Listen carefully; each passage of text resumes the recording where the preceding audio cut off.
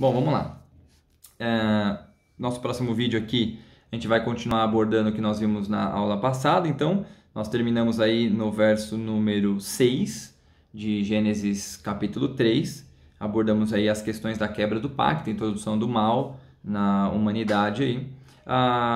Continuando aquela posição, a partir do verso 7 em diante, a gente vai ver então algumas questões relacionadas aos distúrbios pós-pacto. A gente pode dizer que na questão do pacto, até o Gênesis 6 está contando a história de como é que o pacto é quebrado.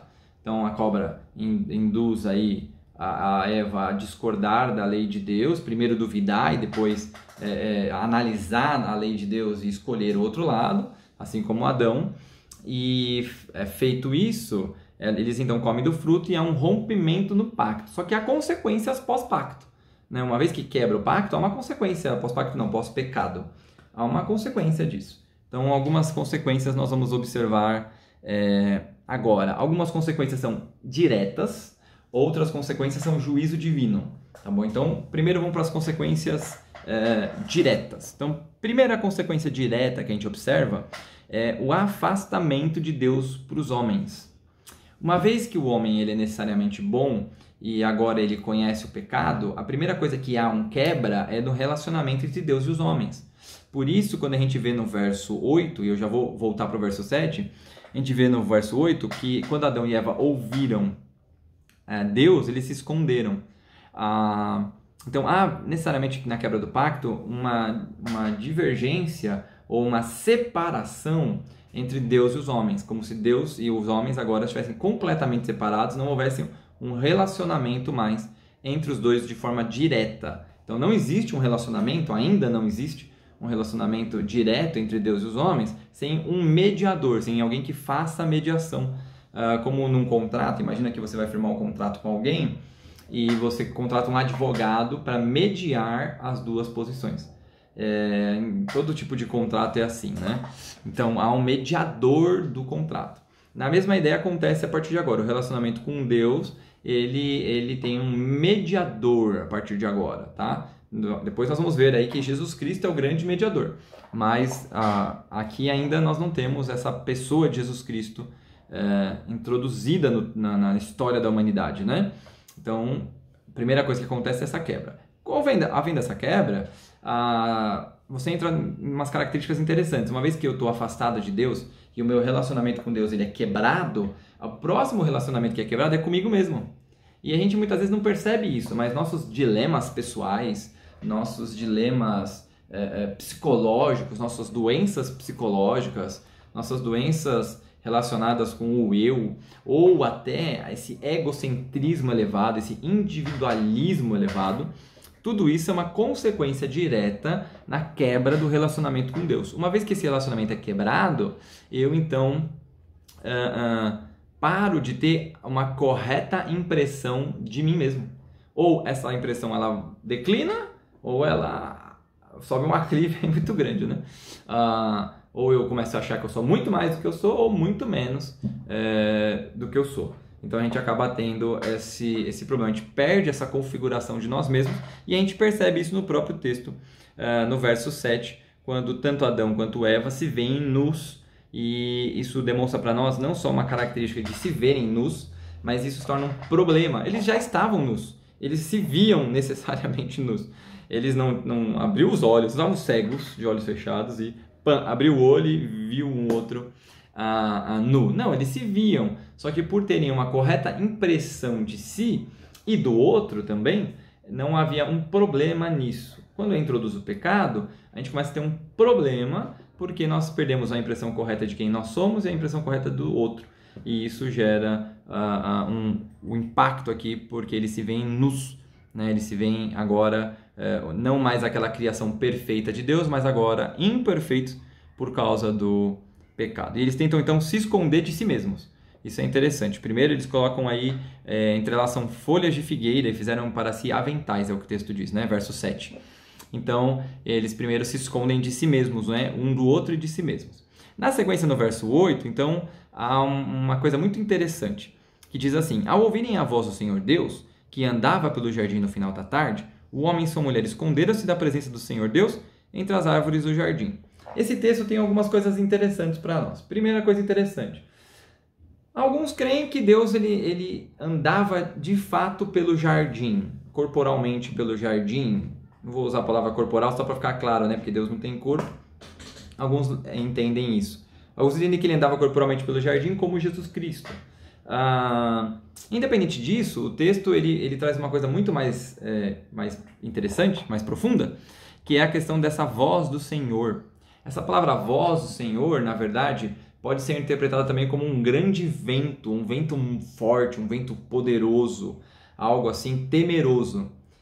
E independente se Deus vinha pessoalmente no jardim ou se ele falava com o homem através desse vento impetuoso, dessa voz forte, o que para o homem era um prazer antes, porque Deus se apresentava da mesma forma, agora para o homem causa medo, porque ele está afastado de Deus. Então, a presença de Deus agora para ele causa medo. Isso não é reconhecimento do seu próprio pecado, isso é medo de um Deus soberano.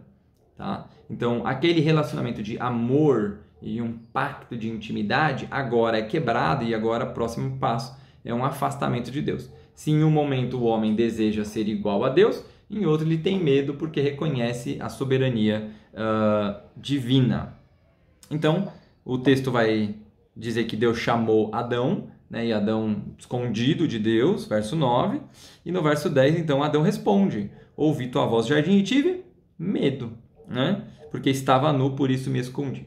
Então, o homem ele quebra o pacto com Deus, tem quebra a sua perspectiva de si mesmo, e quebrando a perspectiva de si mesmo, ele então agora tem medo dessa soberania divina, não a ver mais com amor, a ver com temor, e o temor gera normalmente duas consequências, ou o ódio a Deus, ou a negação da existência de Deus. Isso é muito comum relacionado aí à posição do medo, né? Quando nós temos medo de algo, ou a tendência é negar o medo, ou a tendência é odiarmos aquilo, né?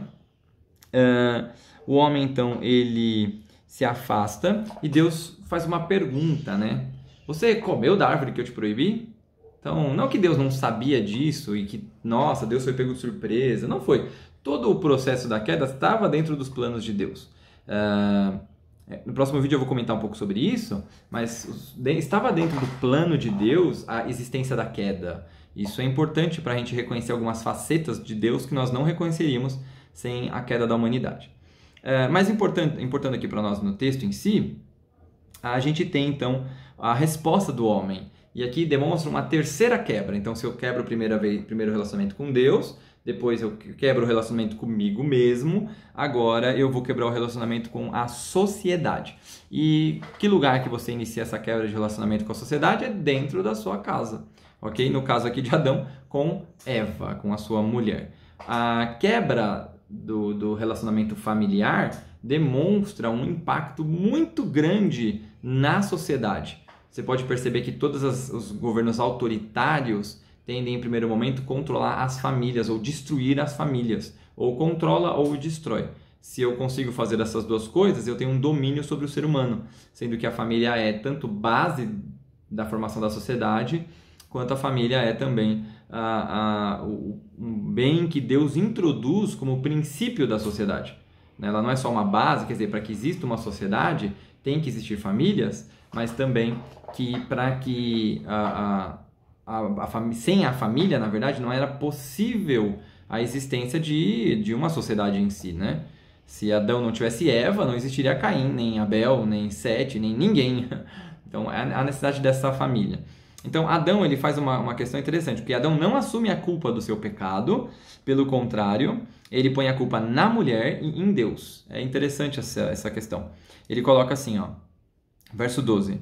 Respondeu então o homem, respondendo a questão que Deus fez sobre ele tinha comido fruto ou não. A mulher que me deste deu-me da árvore e eu comi. Quer dizer, olhem quem Adão pega a culpa dele e põe na mulher em primeiro momento e depois em Deus. Uma brincadeira que eu faço muitas vezes é que tem o Homer Simpson. Homer Simpson é aquela ideia de que ele dizia, né, que a culpa era dele e ele colocava em quem ele quisesse. Então, brincadeira à parte aqui, é basicamente o que Adão está fazendo, né? Responsabilidade da queda era do próprio Adão. Adão comeu do fruto propriamente, né? Ele escolheu comer do fruto. Mas ele culpa a mulher por ter dado o fruto e ele culpa Deus por ter dado a mulher. Entende? Ele não assume. Então essa é a terceira quebra causada pela quebra do pacto, né? Uma quebra natural da humanidade relacionada à quebra do pacto, é que ele então se descaracteriza um relacionamento com Deus, quer dizer, não tem mais um relacionamento perfeito com Deus, não há mais um relacionamento perfeito consigo mesmo e não há mais um relacionamento perfeito com a sociedade. Essas três coisas são quebras naturais da introdução do mal no mundo e do pecado. Então, depois você tem as introduções do juízo de Deus, né? Então, basicamente são também três introduções do juízo de Deus. A primeira introdução são quatro, perdão. A primeira introdução do juízo de Deus é a introdução do pecado da cobra, quer dizer, a ideia de que a cobra agora não andaria mais, mas rastejaria, né? Então há uma penalidade aos animais e à natureza em geral, que a gente vai ver melhor também um pouco mais à frente no verso 18. Mas aqui no verso 14, a cobra já recebe uma penalidade. Essa penalidade ela é de forma direta aos animais em geral, né? Então a gente pode... Aí, tudo bem que eu estou pressupondo, eu não posso também bater o martelo nisso, mas a partir desse juízo sobre os animais, que a gente vai ter então essa quebra da natureza que existe hoje. Nós percebemos esse problema da própria natureza em si, né? Na sequência, a gente vê então a penalidade em cima da mulher, e a penalidade da mulher seria o aumento das dores de parto. Isso é muito interessante porque o parto em si, ou ter um filho, deveria caracterizar um dos maiores prazeres da vida. Isso ainda é, né? Um dos maiores prazeres da vida. Eu não ouço de uma, mas de várias mulheres, de que a gravidez foi muito legal, de que é um momento assim mágico e tal, que a nascer o filho também é um momento mágico, mesmo para aquelas que escolhem partos naturais ou normais, que vai ter aí dor envolvida no negócio, né? Elas ainda descrevem como momentos prazerosos e mágicos. Então, o que acontece aqui é que Deus introduz um juízo sobre, creio eu, um dos ápices da vida do homem e da mulher, de ambos aí, né? Principalmente da mulher no caso aqui. E há então um juízo sobre isso. E por último, o juízo em cima do homem, que também é a ideia de prazer. O trabalho para o ser humano nesse princípio era prazeroso. Quer dizer, o homem não ficava comendo frutinha da árvore. A gente tem essa impressão de vez em quando, né? Uma impressão de obra grega, né? De que o homem ficava sentadinho comendo frutinha do pé. E não era, o homem trabalhava. O homem cuidava dos animais, o homem plantava, o homem colhia. O próprio texto de Gênesis 2 indica isso pra gente, né? Que havia a necessidade de um homem para plantar, para colher, para cuidar da terra. Deus põe o homem para cuidar da terra, Deus põe o homem para cuidar dos animais. Ele não só nomeia, mas ele cuida dos animais. O homem tem um domínio, e domínio é serviço. Isso é uma característica importante na Bíblia. Poder é serviço. Lembra que Jesus Cristo, sendo o próprio Deus encarnado na forma de homem, ele vem nos servir morrendo na cruz. Na prática da vida de Jesus, ele nos serve quando ele, por exemplo, lava os pés dos discípulos ou ele cura pessoas. Então, poder, na visão bíblica, não é domínio hierárquico sobre o outro, de peso sobre o outro, mas é de serviço, de sempre serviço ao outro. Então, por exemplo, aqueles que têm maiores cargos têm maiores obrigações de servir ao que tem menores cargos numa empresa. Ou dentro da igreja, aqueles que têm cargos na igreja de destaque, por exemplo, deveriam servir mais aqueles que têm cargos na igreja de menor destaque. Tá? Então, sendo assim, o serviço está na base de um prazer, né, da criação. Ao servir era prazeroso. Agora, a penalidade divina é justamente essa. Agora o trabalho vai ser pesaroso. Porque agora a natureza também vai produzir dificuldades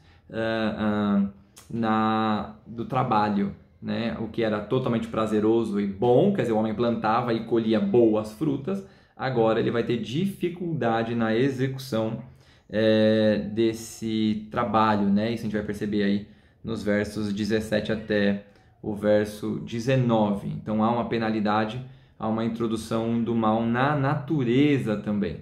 Tá? Então esses são os juízos divinos juízo divino sobre a criação por causa do pecado de Adão e Eva, tá? Então, vamos continuar falando sobre o texto no próximo videozinho, e aí a gente vai ampliar um pouco mais esse detalhe desses juízos.